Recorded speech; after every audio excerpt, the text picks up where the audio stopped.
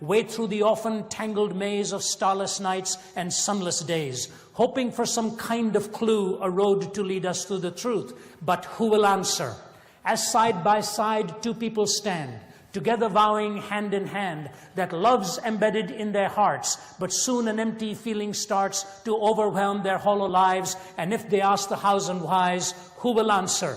As far upon a distant hill, a young man's lying very still. His arms will never hold his child because a bullet running wild has struck him down, and now he cries, my God, oh why, and who will answer? As 'neath the spreading mushroom tree, the world revolves with apathy, while overhead a row of specks roars on, drowned out by discotheques. And if the secret button's pressed because one man has been outguessed, who will answer? And then the chorus went this way. If the soul is darkened by a fear it cannot name, if the mind is baffled when the rules don't fit the game, who will answer, who will answer, who will answer?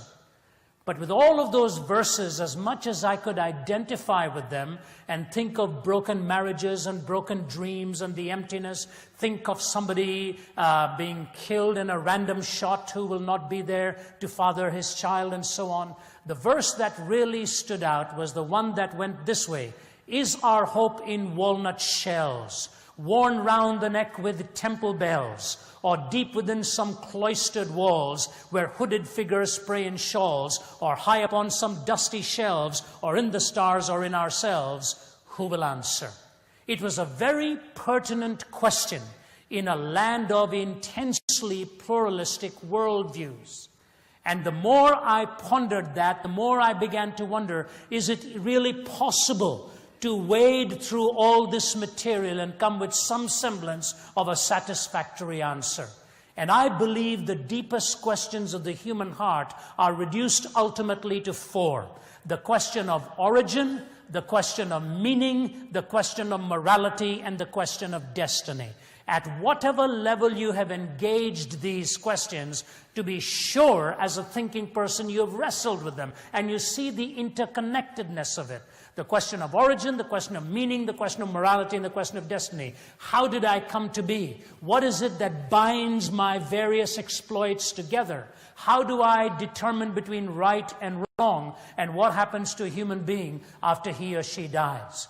Now, I believe, as I'm presenting to you, that Jesus did answer these questions. Some of you may roundly disagree with the way these questions have been answered, but I hope you'll give it a fair hearing.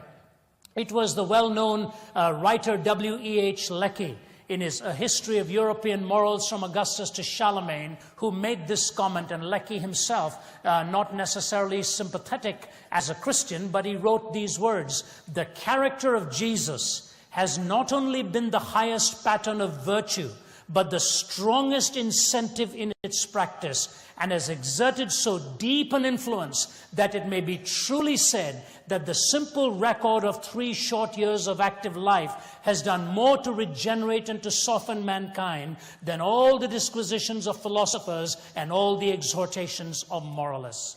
That's a very, very affirming statement from a secular writer, that in those 3 short years, he became the benchmark of that which was noble and that which was pure. Even Mahatma Gandhi made the comment that there was something so pristine and pure about the life of Christ that set him apart over anyone else. I was interacting with Buddhist scholars last year because I was writing the book, The Lotus and the Cross, and I was astounded at the number of times I would encounter these scholars or academics or whatever who would say to me that in their estimation, there had never been a life more purely lived. And some of those scholars have put those very words in print. Certainly, the life of Jesus Christ is worthy of our honest attention to see what it is he has to say about the existential ways and struggles in which you and I seek to find meaning in life. So the first description I give to you is that Jesus' description itself of the human condition conforms to the reality in which we encounter it. You see, he didn't just talk of human behavior as being good or bad. He categorized it in a very precise and a definite way as one that even at its best would miss the mark, but at its worst was a transgression or a violation of the moral law of God. None of us ever likes the term sin or likes the term evil. But sometimes we stand over against certain behaviors where there is no other word that seems to describe what it is that we have just witnessed. I have been an itinerant person for nearly 30 years. This is my 30th year in this kind of work. And I recall a defining moment for me. And I'd been in many countries where I'd seen sorry sights. I was in Vietnam during the thick of the Vietnam conflict, traveling from military base to military base. Though I was just in my 20s, was working alongside the chaplains all the way to the demilitarized zone. I remember sitting in Quang Tri and watching an amber-colored sky. Many times driving by all kinds of explosions and ambushes on the side of the road. I was in Cambodia just weeks before Cambodia fell. So I'd seen an awful lot of carnage and devastation over many years. But the defining moment for me, I believe, took place as I was standing at what now remains of Auschwitz in Poland. This was long before the Cold War had begun to thaw. I was asked to come and lecture in Warsaw and one or two other cities. And my host, who was a medical doctor, asked me if I'd like to go and see Auschwitz. I didn't expect to see too much. Years before, I'd been to Buchenwald in East Germany and thought that's about what I was going to see. But as I walked into those rooms, I was not prepared for the horror of what awaited me and what I was going to see of the remnants of all those torture chambers. In one of those rooms, stashed behind glass, was 14,000 pounds of women's hair. Women who were taken into their gas ovens and then scalped, and their hair taken and woven into gunny sacks and now stacked up behind glass. Tens of thousands of pairs of little children's shoes, tiny little toothbrushes, small travel cases, little pairs of shorts and little girls' dresses. Pictures there of twins standing there stark naked, looking absolutely terrified, having been at the mercy and under the scalpel of Joseph Mengele.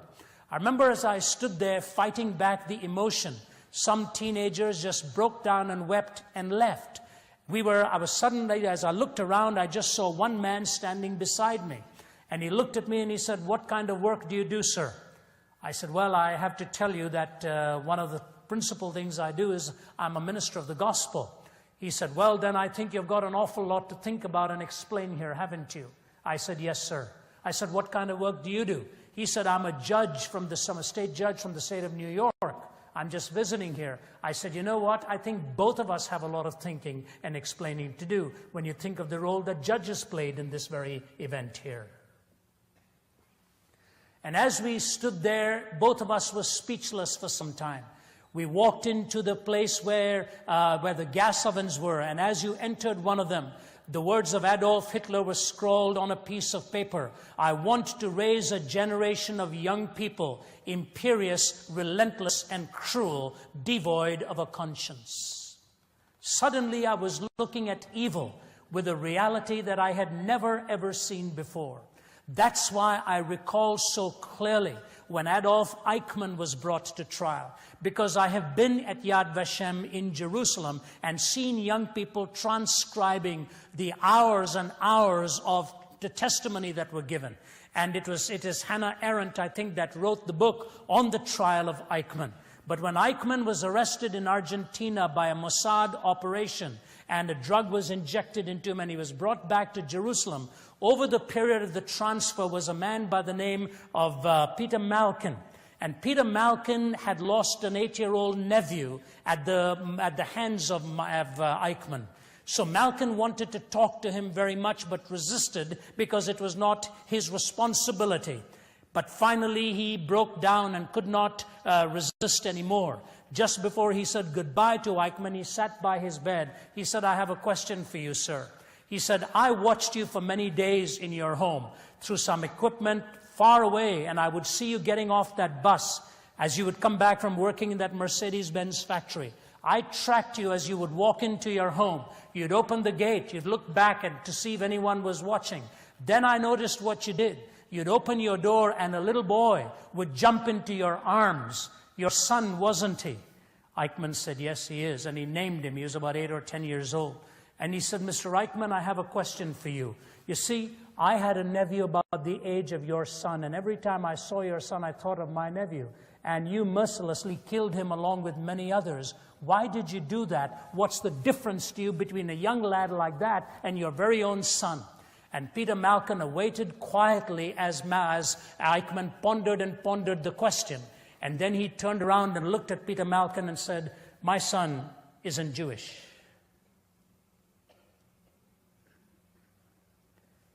At that moment, Malkin had absolutely nothing left to say.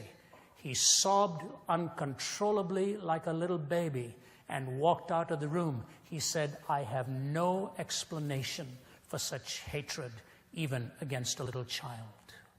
I have no explanation for it.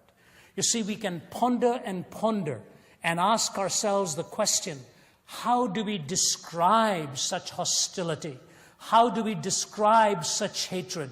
We can have all kinds of platitudes and social theories, but listen to what even a psychologist who was hardly a Christian, making this comment many years before, Hobart Maurer, who died in 1982 at his own hands, having committed suicide. PhD from Johns Hopkins, 4 years instructor at Yale, 8 years professor at Harvard, 1954 president of the American Psychological Association. In an article in the American Psychologist, here's what Hobart Maurer said. For several decades, we psychologists have looked upon the whole matter of sin and moral accountability as a great incubus and acclaimed our liberation from it as epoch-making.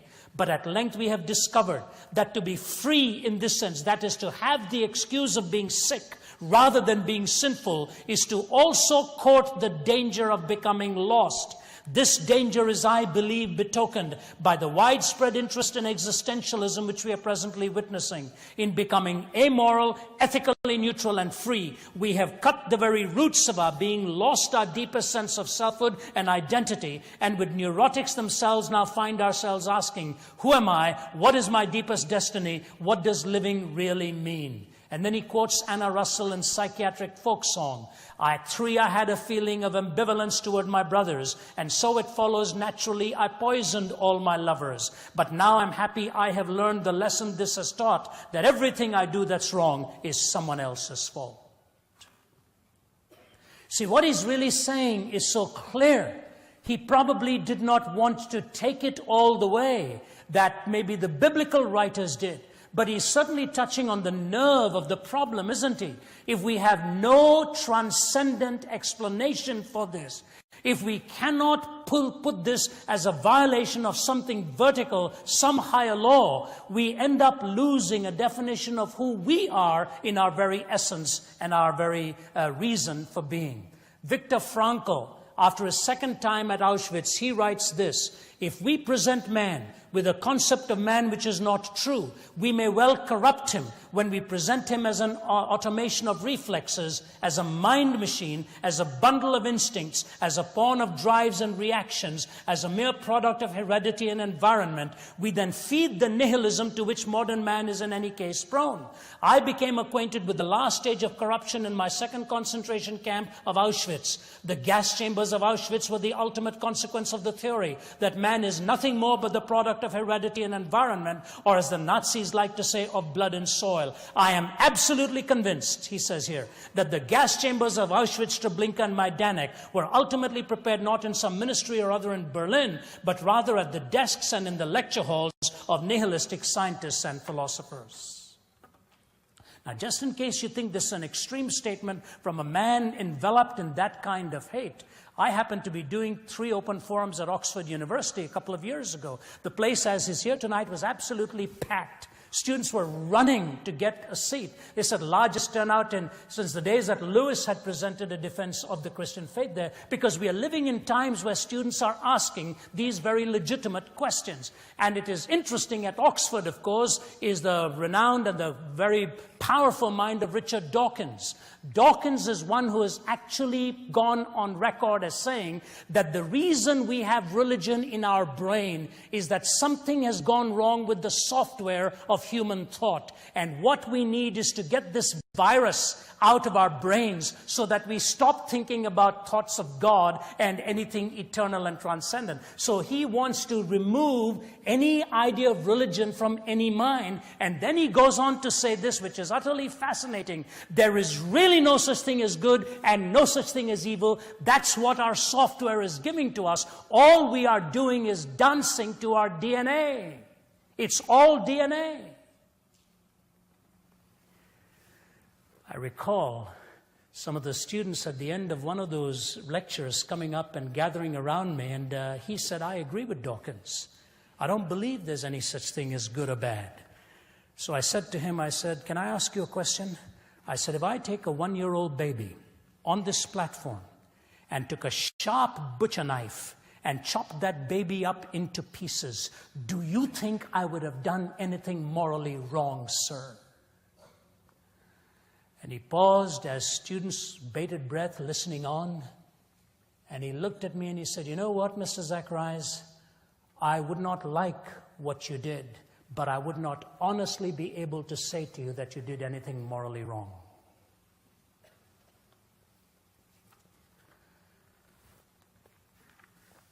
He was dancing to his DNA. That's all he said he was doing. Jesus takes issue with that. He calls it clearly evil and sin. And what he says, in your heart and mine, the lust of the flesh, the lust of the eyes, and the pride of life, he describes very clearly and calls it an open transgression. You see, Christianity, therefore, is not merely an ethical system. It is not just calling us to a moral life to be better. It is actually identifying the condition that you and I find ourselves in. And the longer I am in this world as a human being, the more I understand what it is Christ actually meant. For you see, I have to be very honest with you. People often say, you know, what's the most difficult thing in the life that you lead? This is not the most difficult thing I do. The most difficult thing I do is attempting to live by the convictions that I preach and stand for. That's the most difficult thing, because temptation stalks at every corner. The lust of the flesh attacks you when you least expect to be tempted. Even though you may be happily married, deeply in love with your family, and deeply committed to them, the heart still struggles on the inside at times. And what it is a revelation of the human condition. And this is what Jesus said right from the beginning. All that is in the flesh, lust of the eyes, lust of life, and the pride of life. But he not only gave us an honest description of the human condition, he also responded with a provision that was distinctive and very unique. There is no other way to describe what it is that the cross actually represents when he talks about providing for my malady, where he mirrors for me what it is on the cross of Christ that actually happened. For you see, he brings together 2 or 3 realities on the cross. The first reality that he brings on the cross is that the hate and the animosity and the venom of people who were willing to put him up there. And it was not one nation, it was not one tribe, it was not one ethnic group. If you and I were there, we would have been part of that mob, because somehow he stood over against all the propensities and the proclivities of the masses at that time. Many who claimed to be very religious people. But as he took himself and gave himself into their hands, as it were, as he was headed for the cross, even the disciples looked at him, and Peter, who is his closest follower, could not believe that this was going to be the end of the road for somebody like him. The cross was so undignified and so humiliating that a Roman citizen could never be crucified. I mentioned to you last night, the very word excruciatus comes from the Latin words as if out of the cross. The Journal of the American Medical Association several years ago did a study on what actually happened to the human body on the cross. 2 medical doctors and 1 scientist wrote that article, and they affirmed the fact that they could not think of a more painful way in which the body could ultimately be exterminated as the weight shifted from one side to the other. And I say to you, it is a graphic picture of what it is that sin had actually done within the human heart, the physical and the emotional agony of it. Donald Gray Barnhouse, the famed preacher from Philadelphia, was known as the great illustrator. He was always able to give his children an illustration for a tough question. When Dr. Barnhouse was widowed early and lost his wife, they were driving to the funeral. Actually, sometime before that, his little girl came up to him and said, "Daddy, I don't understand it. You told us that Jesus Christ died for our sins. If Jesus died for our sins, why did Mommy still have to die?" And of course, the great illustrator knew from the mouth of babes, you'll sometimes be asked the most profound questions. He didn't know how to satisfactorily answer her. On the day of the funeral, as they were driving on that bright sunny day, sitting next to her, the dad put his arm around her and he said, "You see that truck in front of us, sweetheart, by that traffic light?" And she said, "Yes." He said, "Do you see the shadow of that truck that is on the sidewalk?" And she said, "Yes." He said, "If you had to be run over, would you rather be run over by the truck or by the shadow on the sidewalk?" And she somehow managed a little smile and she said, "Daddy, you know the answer to that. If the shadow went over me, it wouldn't hurt as much. I'd rather be run over by the shadow than by the truck itself." And he said, "That's what Jesus has done for you and for me, sweetie." He said, "The truck of God's judgment has gone over him. It's only the shadow of death that goes over you and me now, as he takes the penalty and takes the punishment to pronounce forgiveness for you and me." It was no one less than Oscar Wilde, who lay in his bed dying in his 40s, who said the only hope he could ever find to understand his agony was in the person of Christ. And some of the most profound words on the cross are written by Wilde, a renowned hedonist who understood what pain and suffering must have meant for Christ himself. Martin Luther King and Mahatma Gandhi, 2 noted heroes of the decades gone by, both of them testified in their writings that the cross stood as a supreme example to them, unmatched anywhere else. That provision is made for you, and that provision is made for me. For when I come to that cross, it is the counter perspective of everything in this world. Listen to me. It is the counter perspective of everything in this world. The world calls upon you and me to somehow find a way of self-aggrandizement, power.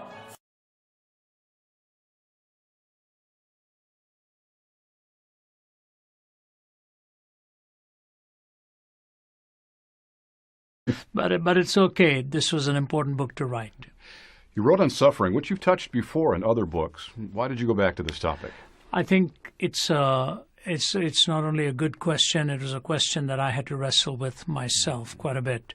I've written on this subject in chapter form. For example, in The Cries of the Heart, the cry for hope and suffering or something like that. Then I did this also in the questions that Jesus answered in Jesus Among Other Gods, how he dealt with the issue of was this man born blind because of his sin or his parents' sin? What's the reason for this man being born blind? So I approached it in a chapter form. Then I've done it in the book of Job in my speaking. But the collaboration here of working with Vince Vitale was the particular attraction. Vince, of course, our colleague at Oxford, a tutor at Oxford University, did his graduate work at Princeton and then his doctoral level work at Oxford. And in his doctoral level work, this was the question he addressed, Bob, the whole issue of pain and suffering. And he took some interesting angles into it so that even the Oxford supervisors for his dissertation were very commending of his insights into it. I dealt with it from about 3 or 4 questions point of view. He dealt with 3 or 4 questions. And I think the composite is something very telling. People who've read it, some tremendous endorsements, people like Tim Keller, Os Guinness, and others who've said very unique approach in answering this question of why suffering. How did you become unique on such an ancient question? I mean, people have been talking about suffering since man has been on this planet. So how do you approach it in a new way? Yeah, I think that's the challenge. Is there anything new that's going to be added to the corpus of material already there? The way we've broken it down, Bob, I've done the philosophical side of it. How do we answer the naturalist or the skeptic? So let me present the question the way the naturalist does. He presents it as a trilemma. What is the trilemma? God is all-powerful. God is all-loving. But evil exists. Pain and suffering exists. So there are three prongs to the question. If God is all-powerful, and if God is all-loving, why do we experience suffering? They present it as a trilemma. So as I begin to approach it, I say to myself and to the reader, wait a minute, is that the comprehensive way of looking at the question? Why is it a trilemma? Why is it not a quadrilemma? Why have we not introduced that God is also all-knowing? Or a quintilemma, that eternity still awaits in the whole process of explanation. Why did we just take three of these in order to present the problem? Can we not take God is all-wise and make the quadrilemma then, and then God is eternal and present the quintilemma? So I've dealt with the question from these multiple prongs. That's the first thing. Second thing, when the atheist or the naturalist raises the question that there's too much of evil, suffering, and pain in the world, therefore there cannot be a God, what about the naturalist's explanation of this? How do they explain this? What about the Muslim? How does he or she, as a Muslim, devout Muslim, explain it? What about the pantheist? What about the Buddhist? All of these worldviews have to give an answer to the problem of evil, pain, and suffering, not just the Christian. So my challenge was, in the writing of this book, to take a look at how these worldviews approach it and show how the Christian view, Judeo-Christian view, is actually the most coherent and most comprehensive answer that there is. Then Vince approaches it from other aspects. So we try to come to it from new angles of approach, contrasting answers. That's at least one aspect of the uniqueness here. So let me go right to the big question. Why do we suffer? I link in 5 or 6 steps and break them down. First of all, we all know that love is the supreme ethic. Everyone grants that. If you were to talk to a naturalist, he or she will say, yeah, love is that supreme ethic. Whenever they raise the question, for example, can you ever justify torturing a baby for your own just delight and your thrill? No, because the baby is vulnerable, the baby is weak, the baby is innocent of why all of this is happening. So love is seen as the supreme ethic. But where there is love, there has to be freedom. If you don't have freedom, you cannot really love, because love also has to have the choice of not loving. Where there is love, there has to be freedom. Where there is freedom, there will always be the possibility of evil. Where there is the possibility of evil, there will be the need for a Savior. Where there is the need for a Savior, we must see the prospect of redemption. So if love is the supreme ethic, freedom follows as a necessity, then you have the possibility of evil, which need provides the need for a Savior, and ultimately redemption. These 5 aspects I pull together in trying to explain them, and then see whether or not it makes sense how we conquer not in spite of the mystery of suffering, but how we conquer through it. Do we need to suffer to be complete Christians? I think it is a question worth pondering and thinking about it by analogy. I remember I was writing one of these chapters in Jakarta, Indonesia, and I was having lunch with the pastor of one of the largest churches there. And as Stephen Tong and I were talking, he's a man in his late 70s, I think, and we're having a simple meal, a bowl of rice and some boiled chicken, and here's a pastor of a huge church. We were having this simple meal. And so he said, what are you writing about? So I said, writing on suffering. And he's spooning the rice into his mouth, and then, a grain of rice on the corner of his mouth and so on. And he says, it's necessary. He said, suffering is necessary. So I started smiling. I said, why do you even say that? He said, I was raised as one of, 7 children or what. His mother was a single mother, was widowed early, and raised the 7 of them. He talked about the suffering through which his family had been. Obviously, Bob, when we look from the other side of this tunnel and look in retrospect at suffering, Malcolm Muggeridge said it, some of the great saints have said it, we don't like it, but it produces the character and the hope, and obviously in eternity we'll have an explanation. One more point. The captain of our salvation, made perfect, made complete through suffering. If our Lord himself had to go through that as he endured the cross, despising the shame, and is now set down at the right hand of God, that's why I think there is a key word that James Stewart uses, which I expand upon here. He conquered not in spite of the dark mystery of evil, he conquered through it.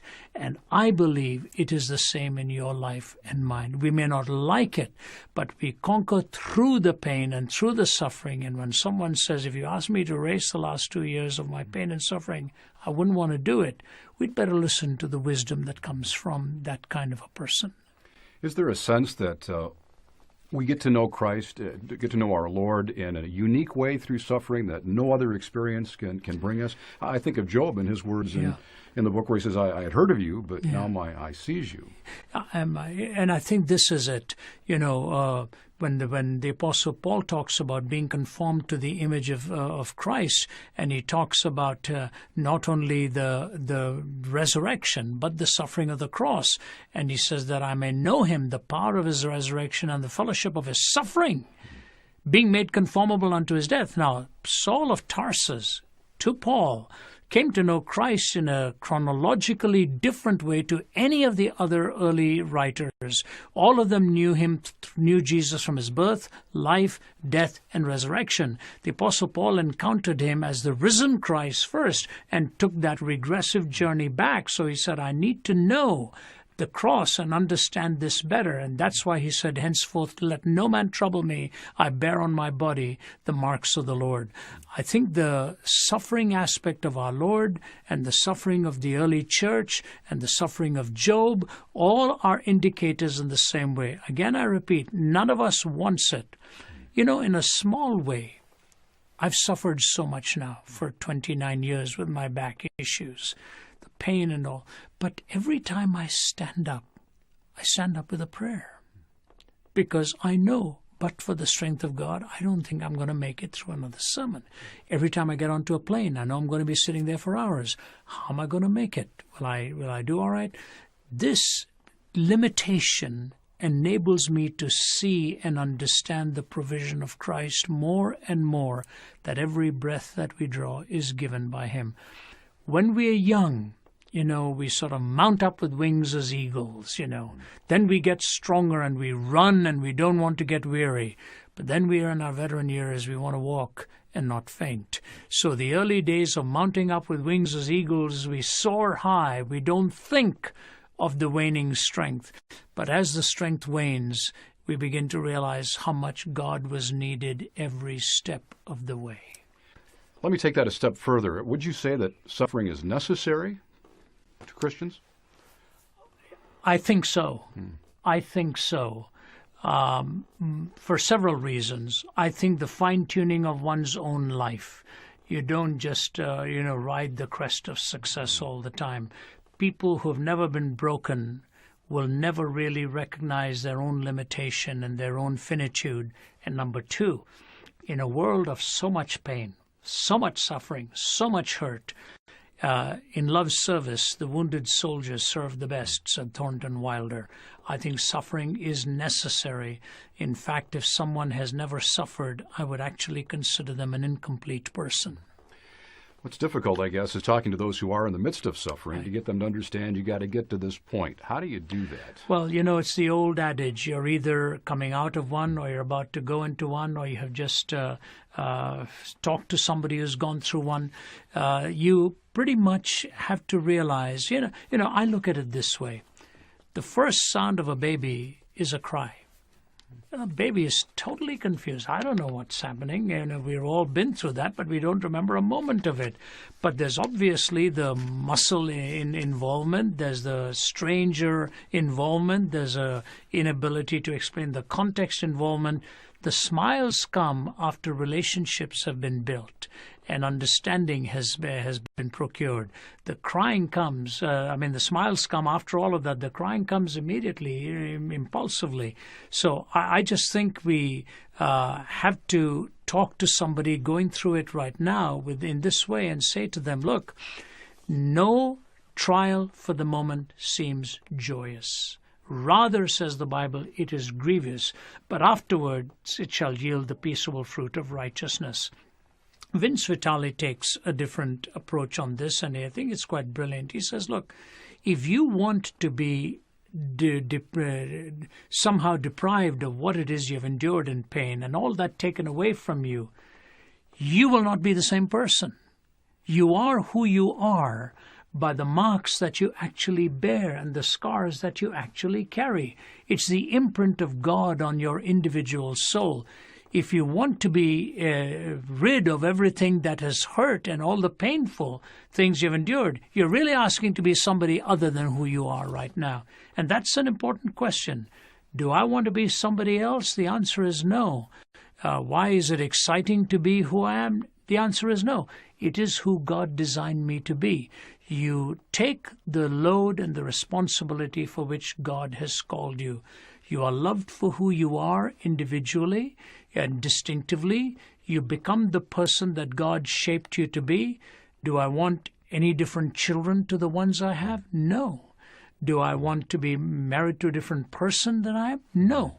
You are in this mold that God has positioned you. Now, somebody may turn around and say, I would sure like to have a different relationship. I've gone through a lot of struggle and tiring and so on. You never know what you're comparing it to, though. What is the option you're talking about? Maybe what you need to see is, if God has given me this life, and God has given me these relationships, and God has given me the privilege of being where I am, what is the best way for me to be a steward of what I now have? To talk about an alternative is to talk about it in a vacuum. Sometimes people who have everything going for them are just as sorrowful and wished they had a different lot in life. I've come to the conclusion, God raised me in India, born in the city of Chennai in the south, raised in the city of Delhi. So I understand a little bit of the southern language in Tamil. I speak a lot of Hindi. I was one of 5. I was the least productive of the 5, the one least expected to succeed of the 5. Then I moved to Canada. I walk into a church as a total stranger.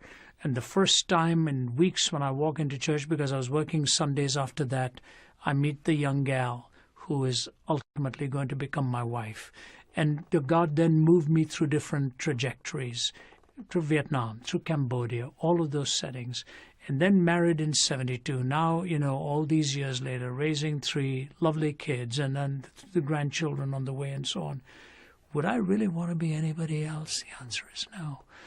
Only God could have designed what he wanted to accomplish in my life. And I bow my head and I say, you're a sovereign God. We need to learn to recognize he has a particular purpose for us. And if it has not been a joyride, it has still been a purposeful one. We've talked about the positive side of suffering, if we can. Where does evil and sin fall into this equation? And they are interconnected. When choices that are made in violation of purpose, that's what evil is. Violation of purpose is evil. A car is designed to be driven for transportation. If I use it as a weapon to run over people, I've violated purpose. I am designed to reflect the image of God. Can I violate that purpose? When I violate that purpose, it is evil. When evil is espoused, suffering entails. The purpose of this hand is to grab and to hold things and to write and all of that.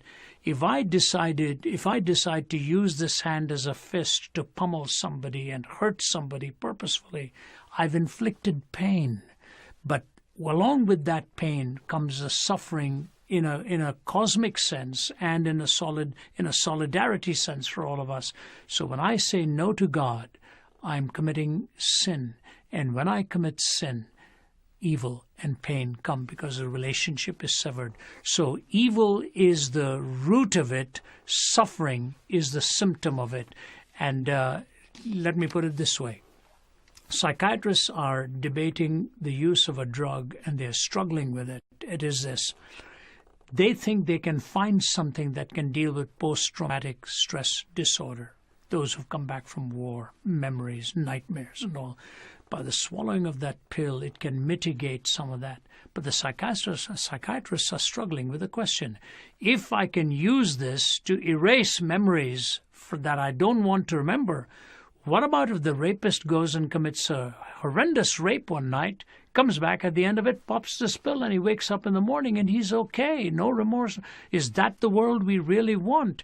So remorse, guilt, pain, suffering are symptomatic expressions to remind us what evil is all about. That's what C.S. Lewis says in one of his books. He says, shame is like a drink. He said, it can scald you if you deal with it in any other way than the right way. And so I believe shame is a reminder to us that what we have done in violation of God's order is wrong, and the pain and all that ensues is the symptom of it. I'm sure a lot of Christians are listening now, non-Christians who are going through difficult times. How do they determine which part of this equation am I responsible for? Yeah, I think that question of personal guilt is a difficult one.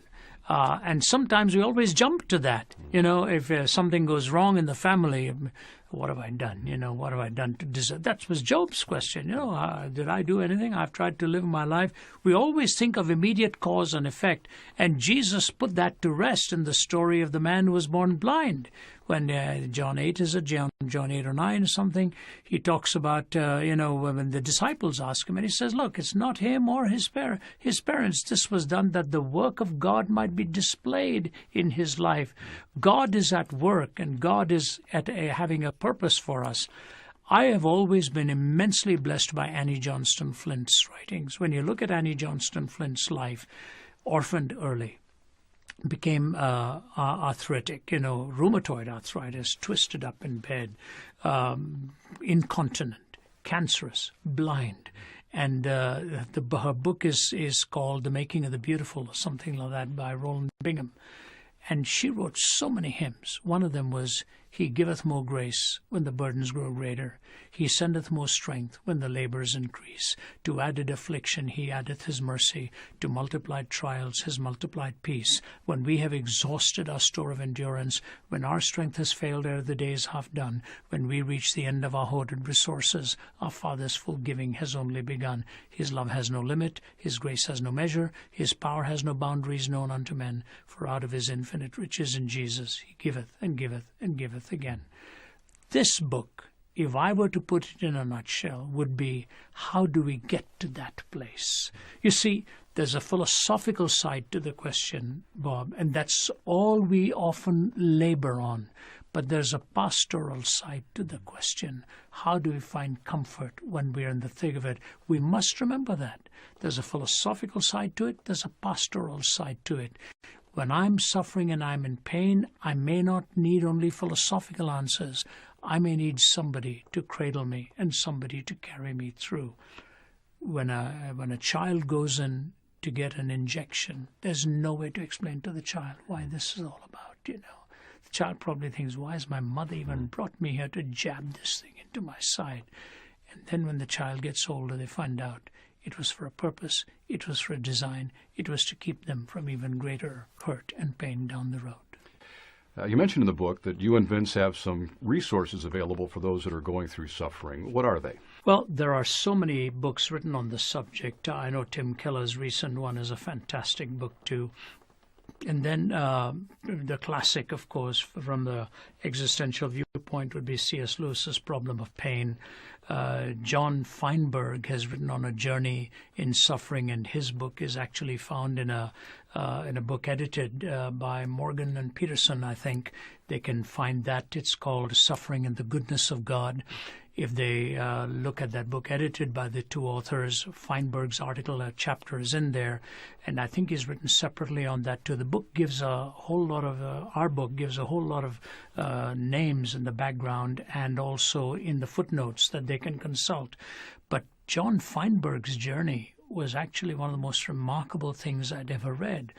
And I did not know a lot of this because he'd been my professor in the 70s at Trinity. And his master's work was on the problem of suffering and pain. His PhD was on the problem of suffering and pain. And then in his chapter on A Journey in Suffering, he talks about how one day it was diagnosed what malady his wife was carrying in her body. It's quite a description. It slowly debilitates the body and then lives with an awful lot of pain. And the tragedy of it is that it is transferred into the next generation as well. And so he thought, is this what my children are now going to face? Because I think her mother had also had the same struggle. And he said it was the hardest day of my life to come back home and realize that I was looking at my kids and seeing what my wife was going through, that this lay ahead for them as well. But the pastoral side of it and how he coped with it, and that's why he focuses. He's a philosopher. He's a highly trained philosopher, but he focuses on the pastoral side of finding comfort. So John Feinberg's writings, C.S. Lewis's writings, Tim Keller, and so many others have written on the subject. We give a list of some of these books at the back of our own, and people can purchase them, reflect on them, or just read chapters from them. I think they'll find a confluence of thought that can carry somebody through. As C. Os Guinness put it very well, there's no one-size-fits-all response to these things.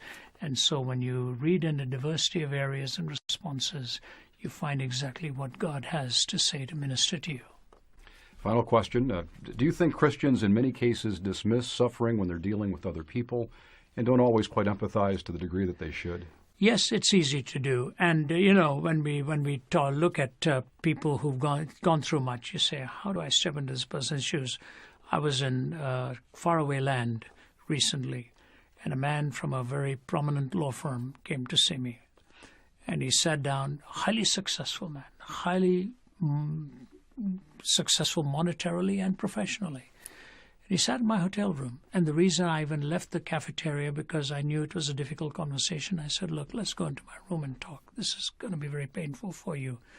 His daughter in her 20s steps out of her room and jumps off the 30th floor of this apartment building. Okay. And now the dad is looking at me and he said, how do I ever bring closure to anything like this in my life? This will haunt me all my life.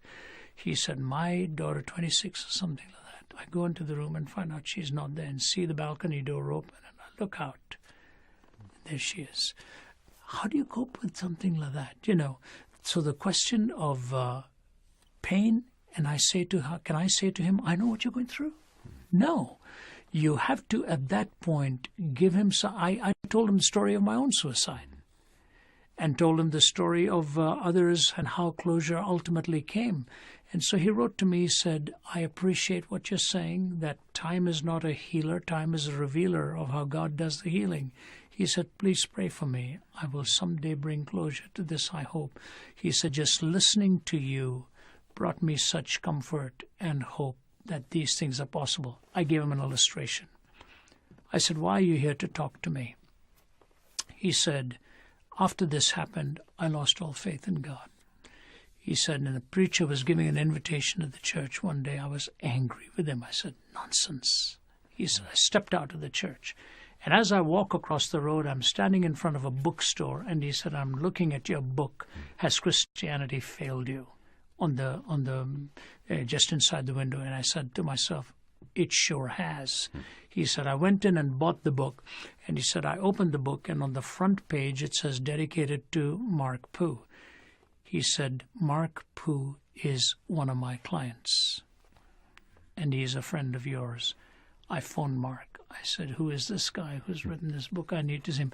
I said, you see, my friend, can you not see the Grand Weaver has a pattern even in something like this for us to meet? And he started nodding his head. You know, he said, I've never had he said, I've known of you. He said, I had no idea you knew my friend Mark Poo. And that's how the connection came. God brings little links together.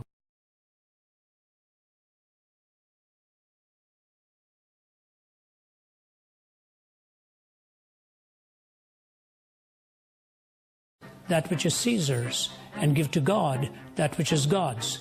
The man ought to have had a follow-up question, and he ought to have said, what belongs to God? Jesus' answer would have been, whose image is on you? I want you to understand something here. No other founder of a worldview would have positioned you in that description. The Imago Dei, the image of God. What this questioner was trying to do was pit him in a political battle with the powers that be. But then the second questioner comes and wants to pit him law against law, ethic against ethic. And they said to him, which is the greatest commandment? What he said was this: you shall love the Lord your God with all your heart and all your soul and all your mind and all your strength, and you shall love your neighbor as yourself. He said, on these two laws hang all of the laws and the prophets. Why did he not give one? Because hinged on the one was the inextricable imperative of the second. Those two answers of Jesus lead me into the conclusions that I want to draw. The first is this, that he gave us the source and necessity of moral reasoning. And now, here's Ravi Zacharias with the second part of his message, Jesus Among Other Gods. How do you come to moral reasoning if all that is the original source is nothing more than time plus matter plus chance and purely materialistic and chemical in its source? How does one arrive at moral reasoning? And yet we struggle with it, don't we? Professor Kai Nielsen from Calgary. We have not been able to show that reason requires a moral point of view at all, or that really rational persons unhoodwinked by myth or ideology need not be individual egoists or classical amoralists. Reason doesn't decide here. The picture I've painted for you is not a pleasant one. Reflection on this depresses me. Pure, practical reason, even with a good knowledge of the facts, will not take you to morality. Richard Rorty, who had no ultimate criticism to offer even above the Holocaust, says this: if moral imperatives are not commanded by God's will, and if they are not in some sense absolute, then what ought to be is a matter simply of what men and women decide should be. There is no other source of judgment. Bertrand Russell affirmed that. J.L. Mackie affirms that, contrary to Sam Harris's latest book on ethics, which is really rehashing nothing else but a kind of materialistic theory of the human well-being. There is no ontic referent for an absolute moral law. Let me tell you why this becomes so critical.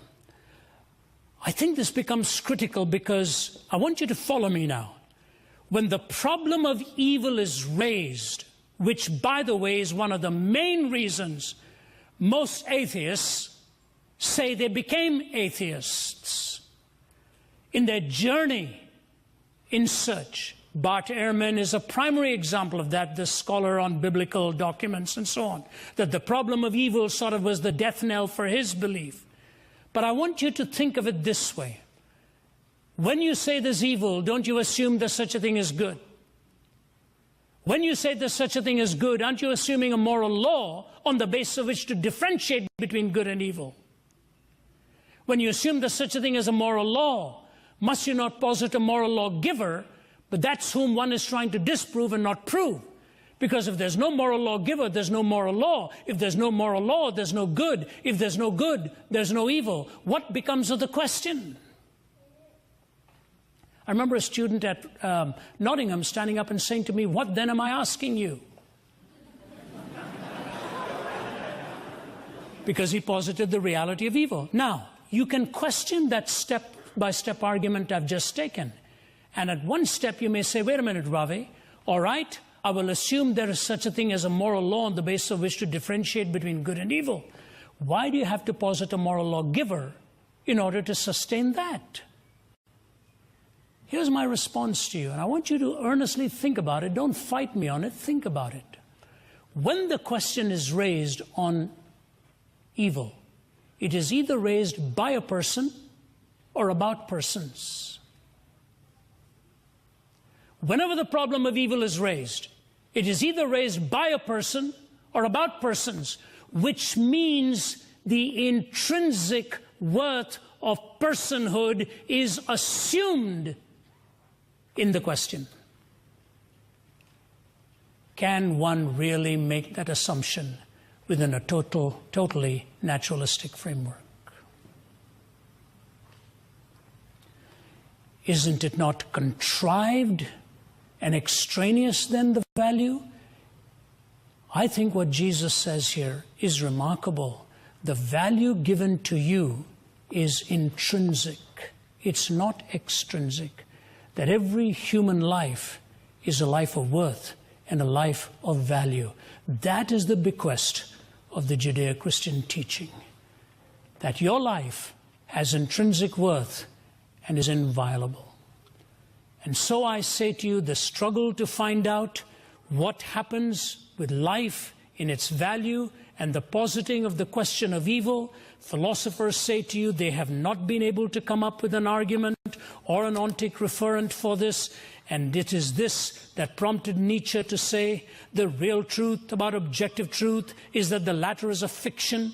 Equality is a lie concocted by inferior people. Did he hear that? Nietzsche, who coined the phrase, God is dead.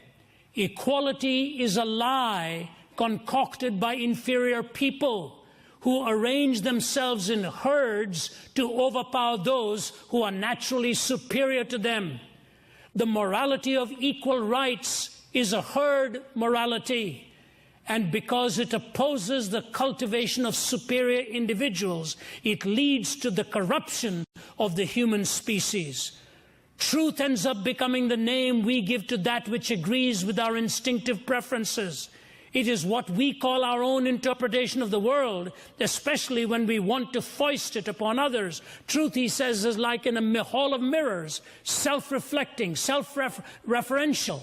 But then he says this incredible thing, however, I'm still too pious that even I worship at the altar where God's name is truth.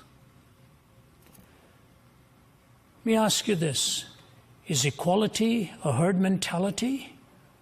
Or do I have a responsibility to every human being, whatever their education, whatever their background, whatever their level of understanding, to treat them with equal dignity when I meet them?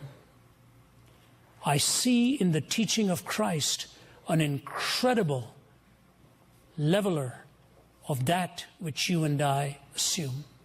And so I see that in his teaching and his two answers, I deduce three things.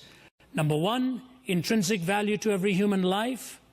Number two, a political distance so that he never ever sought the power to impose his view against the will of a person. I hope you heard that. He did not seek to impose his message against the will of a person. Isn't it interesting that in a country like this, you and I can come and discuss things so openly with fear of impunity or the fear and the threat of my life being threatened or your life being threatened? I have been to places in the world where they've wanted to position me behind bulletproof glass to defend my Christian faith. Some places of the world, well, I'll get a telephone call. Somebody wanting to finish me off because of my belief in the Christian faith. Why is it in the West we have this freedom?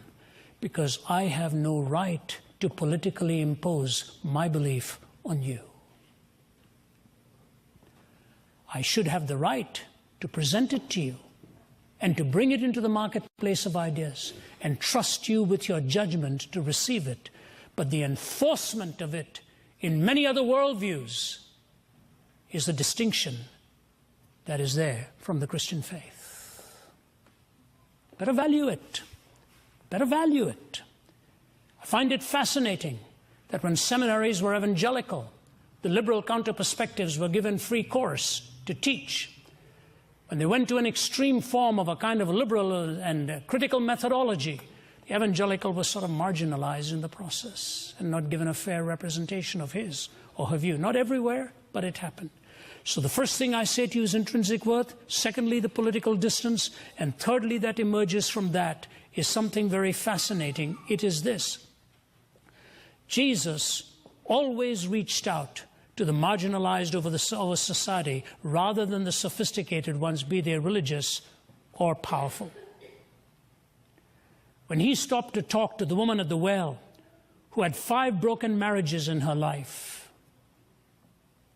the disciples questioned why he would even want to be seen by a woman like that.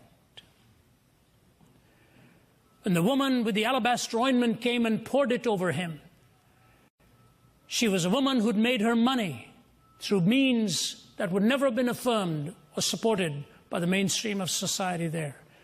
And the Pharisee looked at her and he thought to himself, if he only knew who she was, he would never have allowed her to even come near him. Children came to talk to him. The poor and the leprous came for his touch. The imperative of love and compassion from Christ to the marginalized in society came as a natural outworking of these 2 precepts, that every human being is made in the image of God, and you shall love your neighbor as yourself. This leads me to the next major thought. First, he gave me a framework for moral reasoning. The second thing he gave me is not only the perspective to look outwards, but to look inwards. This is the most discomforting thing in Western thinking today. What is that discomforting thing? Nobody ever likes to use the word sin. And as soon as some radio broadcaster or some interviewer on television has got you to use that word, he triumphantly thinks he's now got you in a corner.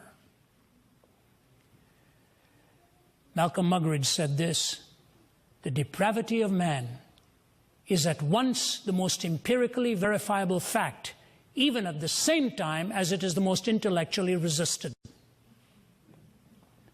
The depravity of man is at once the most empirically verifiable fact at the same time that it is the most intellectually resisted. Take a look at the 20th century, when we were touting all these communication skills and everything, when we killed more people in the 20th century more than the previous 19 put together. What is it about the human heart? Here's where I want to anchor it for you. Jesus never said your problem and mine is a moral problem. He gave us the parameters for moral reasoning, but he said at the root of it is a spiritual problem.